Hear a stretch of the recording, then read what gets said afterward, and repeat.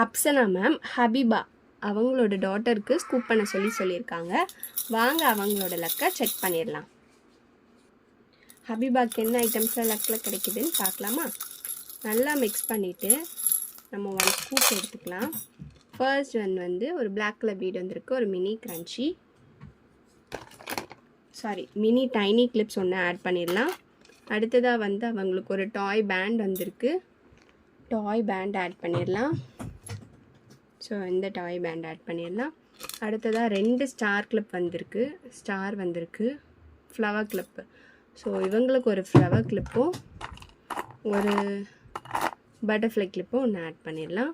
அடுத்ததாக வந்து ஒரு கொரியன் ஸ்டோன்